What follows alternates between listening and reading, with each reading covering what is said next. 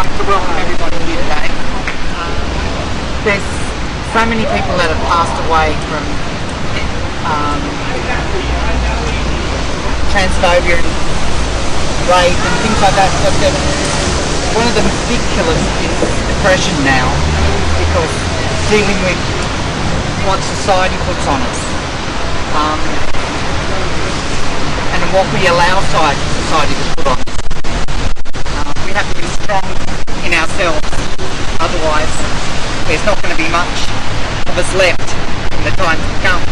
So what I've sort of made my thing this year are unity, togetherness. If we stand together, they can't stamp us in the ground. Sure.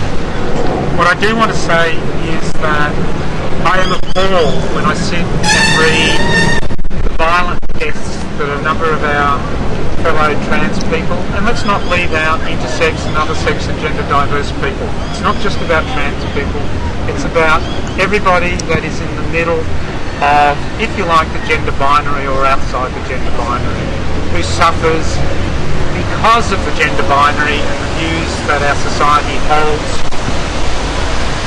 based on the gender binary. We are discriminated against.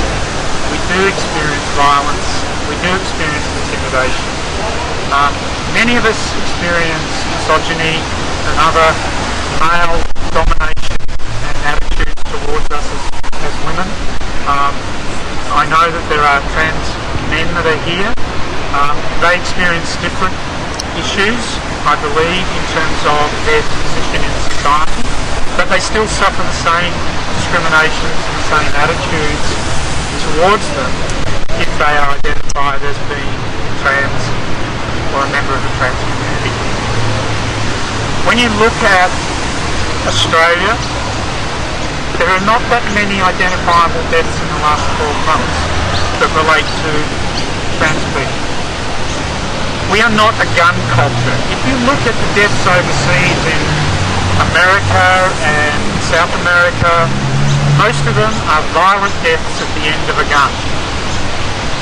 We don't suffer that way, but we suffer, as Jamie said, the silent death of depression and giving up and finding suicide as being the only option. The issue in this country is those suicides are not recorded as being due to the transphobia and the discrimination we suffer. They're just another suicide recorded for unknown causes. So the people that suffer in our community are those that go unrecognised. So all I can say is that if anybody ever gets towards the point of giving up, there are plenty of people that are willing to spend the time and to help. All you have to do is turn around and ask, find somebody to talk to. As far as I'm concerned, part of my activism is that I don't want to see one more suicide. No.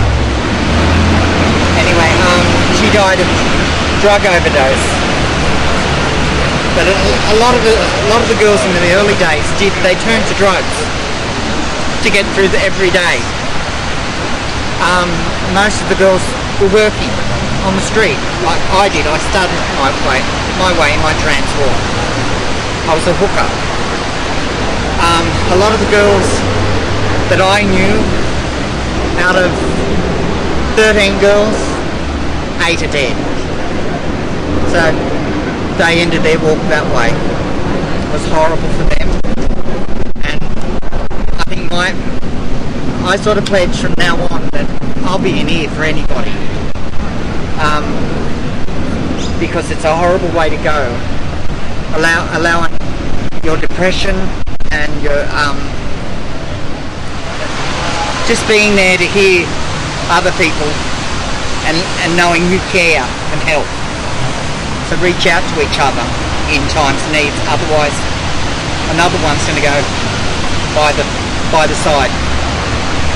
You know, so that's all I'm asking. Remember, where you stand, someone else has stood before. And help others to be strong in what we all have to be, ourselves, not something that society says we have to be. We have to all be ourselves, or otherwise it's a wasted walk. I interviewed Jamie earlier in the week, and she tells the story of opening the door, and there this her poor cat had been egged.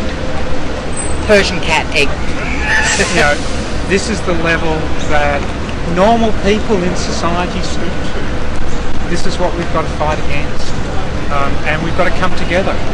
Unfortunately, there's not that many people outside of us that help us.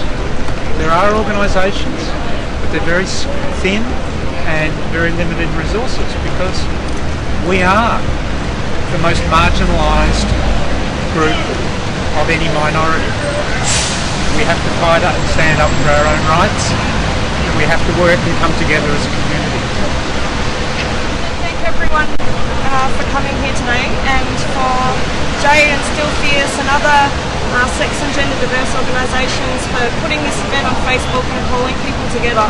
I just got word from Trans Remembrance Day in Melbourne, and 80 people showed to an event primarily organised by a young trans organisation called YGen, and they were really courageous, and they started organising only a month ago, and they pulled something together. So hats off to them and hats off to us. They've come together to remember. But, Try and keep the candle. There you go.